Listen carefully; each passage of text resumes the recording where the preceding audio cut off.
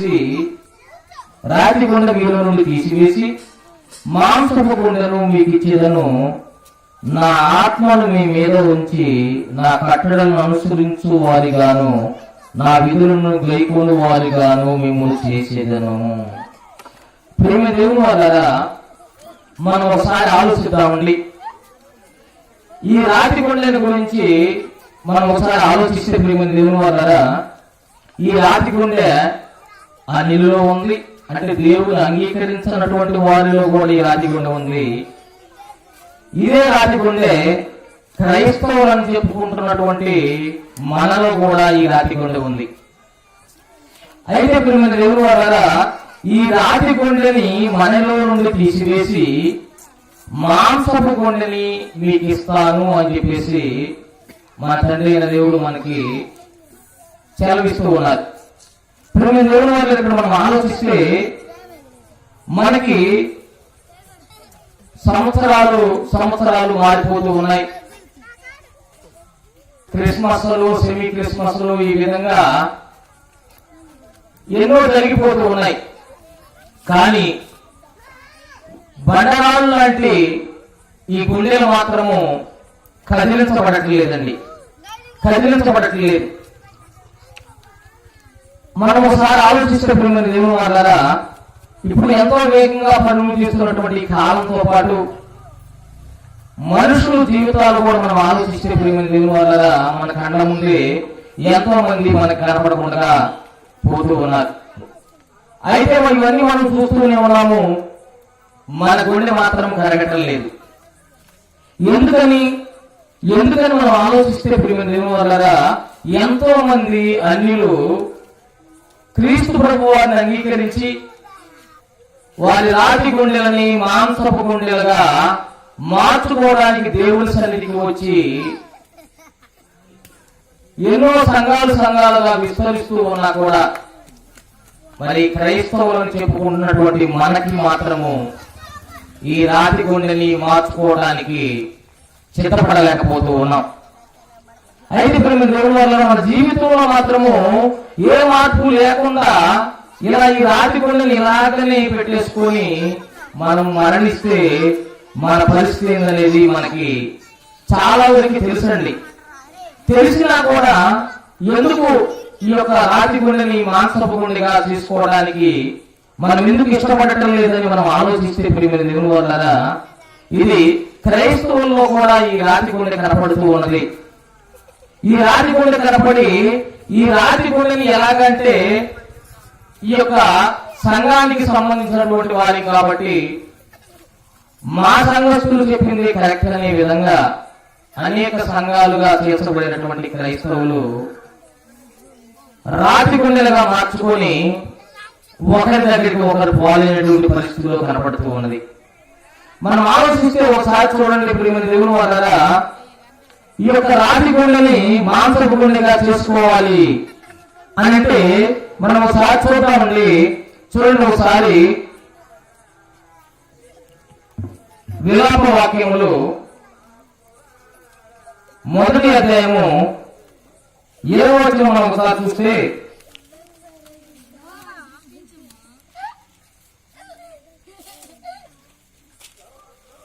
ఒక్క నిమిషం.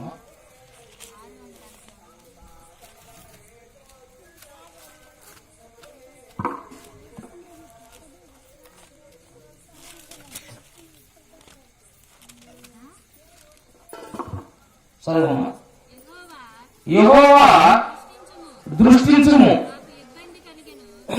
నాకు ఇబ్బంది కలిగెను, నా అంతరంగము శోభిల్లుచున్నది, నేను చేసిన గొప్ప ద్రోహమును బట్టి నా గుండె నాలో కొట్టుకొనుచున్నది, వీధులలో ఖడ్గము జననష్టము చేస్తున్నది, ఇందులో నానా మరణకర వ్యాధులు ఉన్నవి. ప్రియమైన దేవుని వాళ్ళారా, ఇక్కడ మనం ఆలోచిస్తే నా గుండె లోపల కొట్టుకొనుచున్నది. మనం ఆలోచిద్దాం ప్రియమైన దేవుని వాళ్ళారా, మనం ఒక గుండె లోపల ఎప్పుడు కొట్టుకుంటూ ఉంటుందండి, ఎక్కువ స్పీడ్ గా ఎప్పుడు కొట్టుకుంటది అని ఆలోచిస్తే ప్రియమైన దేవుని వాళ్ళారా, మన అందరం మనకు తెలియనటువంటి విషయం కాదు ఇది. ఎప్పుడు ఒక మనిషికి గుండె ఎక్కువగా కొట్టుకుంటుందంటే భయం కలిగినప్పుడు. ఆ భయం ఎప్పుడు కలుగుతుంది?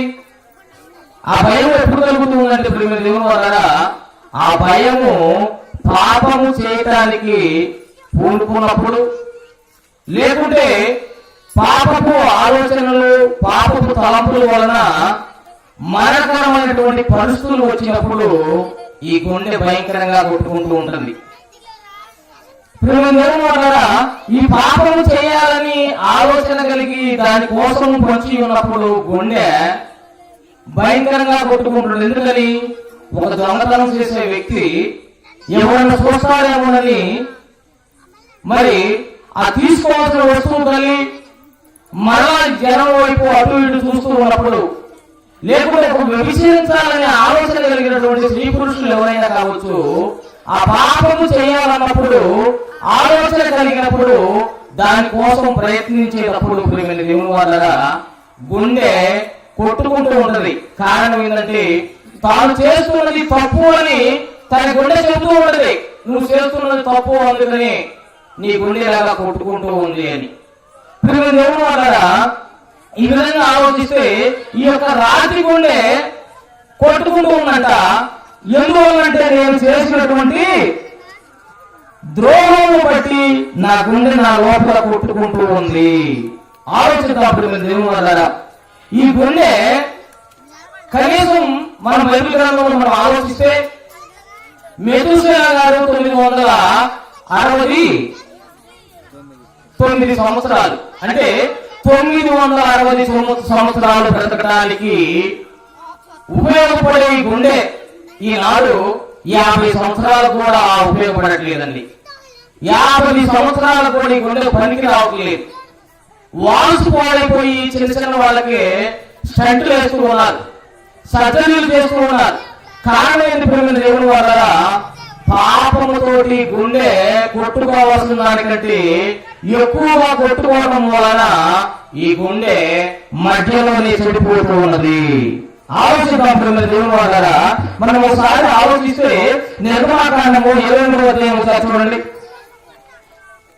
దేవుడు ఒక మాట చెబుతూ ఉన్నాడు. నిర్గమాకాండము 23వ అధ్యాయము 22వ వచనం ఒకసారి చదవండి. అయితే నీవు ఆయన మాటను జాగ్రత్తగా విని నేను చెప్పినది యావత్తు నువ్వు చేసిన యెడల నీ శత్రువులకు శత్రువును, నీ విరోధులకు విరోధినయుందును. ప్రియమైన దేవుని వల్ల మన శత్రువులకు ఆయనే శత్రువు అయిపోతాడంట. మన విరోధులకు ఆయనే విరోధంగా మన మీదకి ఇబ్బంది రాకుండా చూస్తాడంట. అంత గొప్ప దేవుడిని మనకి పెట్టుకుని ప్రియమైన దేవుని వల్ల ఈ గుండె 100 సంవత్సరాలు బ్రతకాల్సినటువంటి గుండె మధ్యలో ఆగిపోయే విధంగా ఉన్నది. ఎందుకని? మన శత్రువులకి మనమే ఏదో చేసేయాలని, మన విరోధులకి నేనేదో ప్రతీకారం తీర్చుకోవాలని. ప్రియమైన దేవుని వల్ల కంటికి కన్ను పంటికి పన్ను మనకింత ముందు ఉంటే ఉంది. ఇప్పుడు క్రైస్తవులుగా మారినటువంటి మనము శత్రువుని ప్రేమించే పరిస్థితుల్లోకి మనం వెళ్ళలేకపోతూ ఉన్నాం. ఎందుకంటే మనకి ఎవరైనా ఏదైనా చేస్తే దానికి ప్రతీకారము మనమే చేయాలని ఆలోచిస్తూ ఉన్నాం.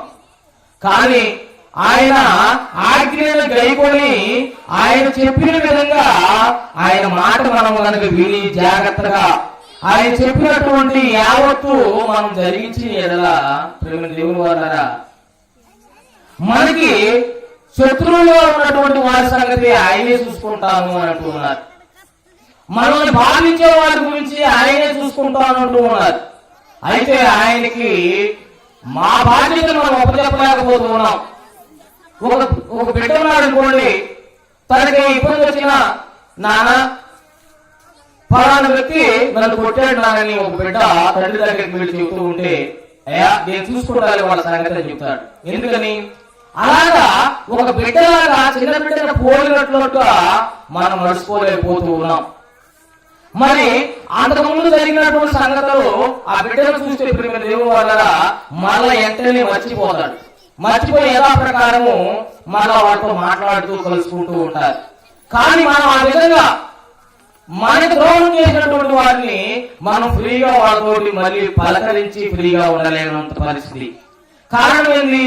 ఒక క్రైస్తవుడుగా ఉన్నటువంటి మనకు కూడా ఈ రాత్రి గుండె కరగకుండా మాంసపు గుండె చేసుకోవడానికి ఈ మనసు అంగీకరించలేకపోతూ ఉన్నది. ప్రియమైన దేవుని వాళ్ళారా, ఒకటి లోకంలో నుండి పాపాన్ని విడిచిపెట్టుకోలేక రాత్రి గుండెను చేసుకొని దేవుని సన్నిధికి రాలేకపోయే విధానం ఒకటైతే, దేవుళ్ళలోకి వచ్చిన తర్వాత ఏ కారణాల వల్ల, చిన్న చిన్న కారణాల వల్ల మన మధ్య వచ్చిన విభేదాల వలన మళ్ళా వాళ్ళని పలకరించుకోవడానికి ఇబ్బంది కలిగి ఈ యొక్క గుండె, మాంసపు గుండె రాతి గుండె అయిపోతూ ఉన్నది. లోకంలో రాతి గుండెని మాంసపు గుండెగా మార్చుకోవడం, దేవుని దగ్గరికి వచ్చి దేవుని దగ్గరికి వచ్చిన తర్వాత మళ్ళా రాతి గుండెగా మళ్ళీ మార్చుకోవడం వలన ప్రియమైన దేవుని ద్వారా ఈ యొక్క మనం ఇతరులకి అడ్డుబండలైపోతూ ఉన్నాము. మనం ఒకసారి ఆలోచిద్దాం ప్రియమైన దేవుని ద్వారా. ఈ విధంగా మనం ఆలోచించుకోకపోతే ఈ యొక్క పాస్టర్లకు ఫ్యాన్స్లు కావడం వలన రాతి గుండెలు సాలైపోతూ ఉన్నాయి. మా విధానం గొప్పది, మా విధానం గొప్పది, మా పాస్టర్ గారు గొప్పవారు, లేకుంటే మా పరిస్థితులు బాగుంటాయి, మా సంఘం విధానం బాగుంటది అనే కారణాల వల్ల ప్రియమైన దేవుని ద్వారా ఒకరి గుండెలు ఒకరు రాతి గుండెలుగా మార్చబడి వాళ్ళు కలుసుకోలేకపోతూ ఉన్నారు. మనం ఒకసారి చూడండి, మరి ఆమోసు గ్రంథము 5వ అధ్యాయము 19వ వచనం మనం ఒకసారి చూస్తే, ఆమోసు గ్రంథము 5వ అధ్యాయం 19వ వచనం చూడండి. ఒకరు సింహము వద్ద నుండి తప్పించుకొనగా ఎలుగు బంటి ఎదురైనట్లు. చాలమ్మా ప్రేమ దేవుని వాళ్ళ, సింహం దగ్గర నుండి తప్పించుకున్నాం, ఎలుగు బంటి ఎదురైనట్లుగా పరిస్థితి ఉన్నది. ఆ లోకమనే సింహాన్ని నుంచి తప్పించుకొని దేవుని సన్నిధికి వచ్చేసి ఆయన రక్షణలోకి వచ్చినటువంటి మనము ఇలాంటి ఫ్యాన్స్ ద్వారా ఎలుగు బంటి ఎదురైనట్లుగా ఈ గుండె రాతి గుండెగా మార్చబడుతూ ఉన్నది. ఆలోచిద్దాం ప్రేమ దేవుని వాళ్ళ, ఈ యొక్క రాతి గుండెని రాత్రి మాంసపు గుండెగా మార్చుకున్నాం. మాంసపు గుండెగా మార్చుకొని మెత్తని హృదయం కలిగి చిన్న పిల్లల పోలిన వారే మనం నడుచుకొని మన శత్రువులను మనం ప్రేమించే పరిస్థితులకు మనం వెళ్ళిపోతే ప్రియమైన దేవుని వాళ్ళ, ఈ కొద్ది జీవితాన్ని అంటే 900 సంవత్సరాలు 969 సంవత్సరాలు బ్రతకాల్సినటువంటి మనిషి చివరికి 50 సంవత్సరాలు బ్రతుకుతూ ఉంటే ఆ 50 సంవత్సరాల కాలంలోనైనా దేవునికి అనుకూలంగా బ్రతికి దేవుడి లోకానికి వెళ్ళాలనే ఆలోచన కలగలేకపోవడము చాలా బాధాకరం ప్రియమైన దేవుని వాళ్ళ. ఒకసారి చూడండి, మనం ఇక్కడ ఆలోచిస్తే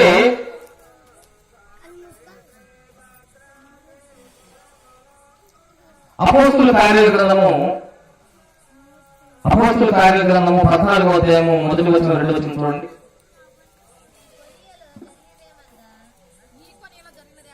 ఈ కొన్నేలో జరిగింది ఏమనగా, మా 14 మొదటి వచనం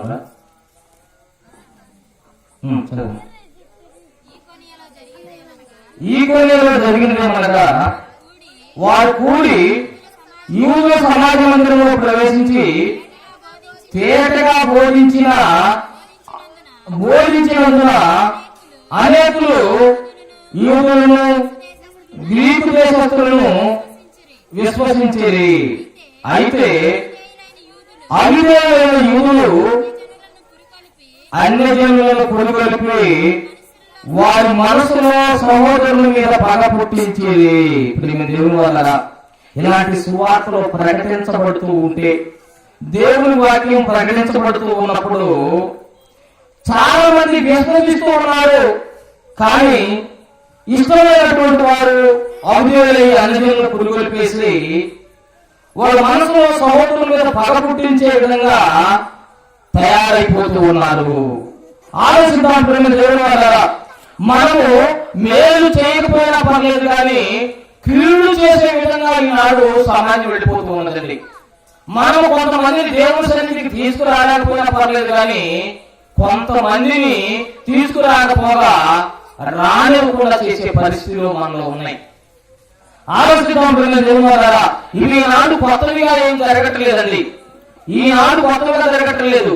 ఆనాడు మొదటి రోజులోని క్రీస్తు ప్రభు వారు మరణించి సమాధి చేయబడి తిరిగి లేచి వెళ్ళిపోయిన తర్వాత ఆనాడు మొదటగా స్థాపించబడినటువంటి సంఘాల్లోనే ఇలాంటి పరిస్థితులు ఏర్పడినట్లుగా మనకు కనపడుతూ ఉన్నది ప్రియమైన దేవుని వాళ్ళారా. కాబట్టి మనం ఒకసారి జాగ్రత్తగా ఆలోచిద్దామండి. మనం మేలు చేయకపోయినప్పుడల్లా ఇలాంటి కీడు చేయడం వలన దేవుని పని ఆపామనే సంగతి మనం మర్చిపోతూ ఉన్నాం. మనమేదో మరి అక్కడ వాళ్ళ పని ఆపేస్తున్నాం అనుకుంటున్నాం, కానీ ఇది దేవుని పని. దేవుని సంఘాన్ని పాడు చేస్తే వారిని దేవుడు పాడు చేస్తాడనే సంగతి వాళ్ళకి అర్థం కావట్లేదు ప్రియమైన దేవుని వాళ్ళారా. మనం కనుక ఈ యొక్క రాత్రి గుండెని మాంసపు గుండెగా మార్చుకున్నాం. ఈ రాత్రికాల సమయమున మార్చుకొని చిన్న బిడ్డలు పోలిన వారి దేవుని సన్నిధికి మనం నడుద్దాం. దేవుని సన్నిధికి వచ్చినటువంటి మనము అనేక ఆత్మల రక్షణాత్మ మనం పాటుపడదాం ప్రియమైన దేవుని వాళ్ళారా. మరి దేవుని సన్నిధికి వస్తున్నటువంటి మనము ఎన్ని సంవత్సరాలు మారిపోతూ ఉన్నా కూడా ఈ యొక్క రాత్రి గుండెని మాంసపు గుండెగా మార్చుకోలేకపోతూ ఉన్నాం. దాని వలన ఈ భూమి మీద ఒకవేళ నీకు పలుకుబడి ఉంటే ఉండొచ్చేమో, లేకుంటే ఆస్తిపాస్తులు ఎక్కువగా మనం సమకూర్చుకోవచ్చేమో, కానీ ప్రియమైన దేవుని వాళ్ళారా దేవుని సన్నిధికి రాకపోవడం వలన ఈ జీవితం ముగిసిన తర్వాత కోటాను కోట్ల సంవత్సరాలు దేవునితో ఉండే మహాభాగ్యాన్ని మనం కోల్పోతున్నామనే సంగతి గుర్తు చేసుకోవాలి. ప్రతిరోజు ఈ విధంగా మనకి వాక్యం వినపడుతూనే ఉన్నది, వాక్యం వింటూనే ఉన్నాము. పుట్టుకతో క్రైస్తవులను చెప్పుకుంటూనే ఉన్నాము, ఎన్నో వాక్యాలు వింటూ ఉన్నాము.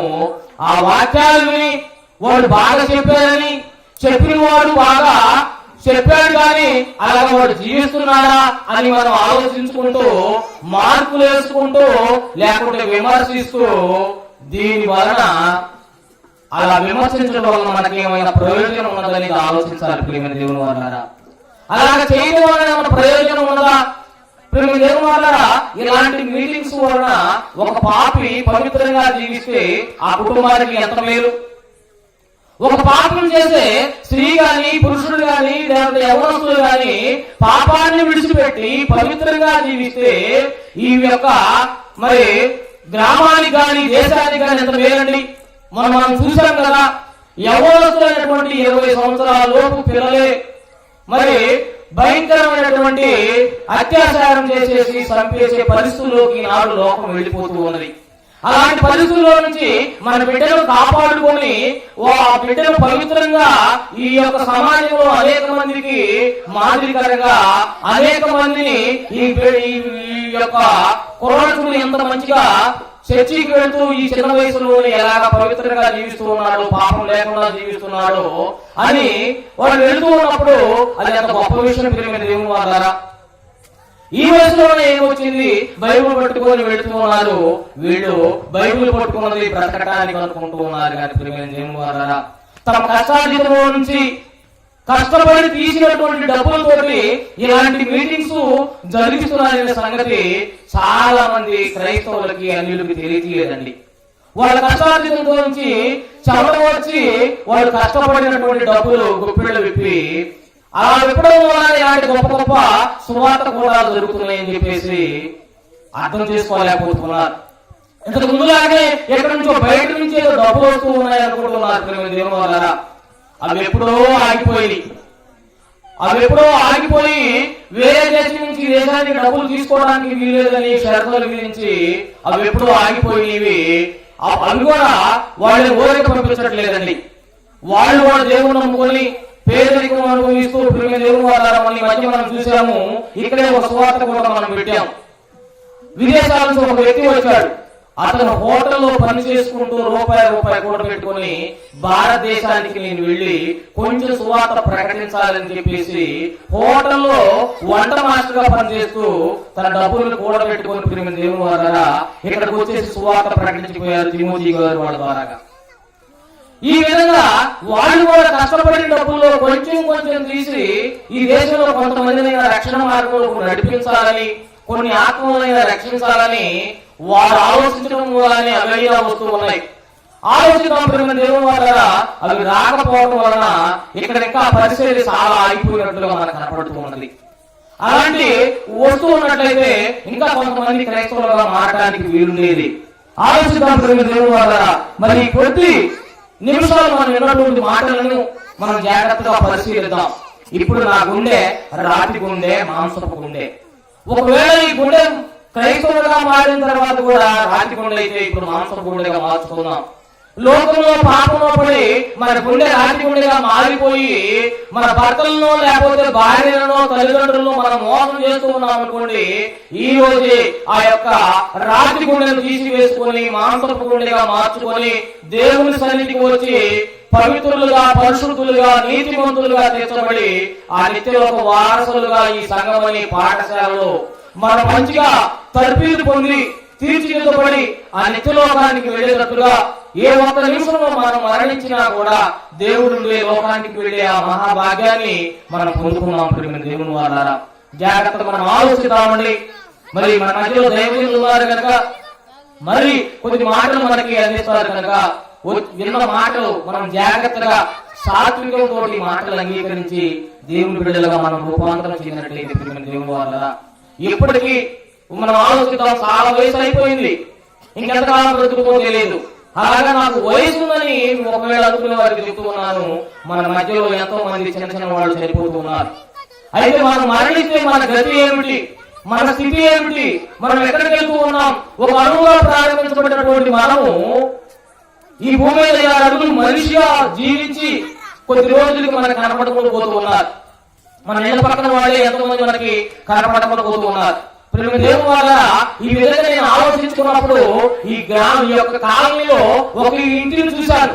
ఒక్కొక్క ఇంటిని చూసినప్పుడు ఆ ఇంట్లో 2, 3 అలాగా ప్రతి ఇంట్లో 2, 3 నా వయసుకు నేను ఆలోచిస్తే దేవుని వల్ల ఎన్నో 100 మంది కనపడకుండా పోయారు.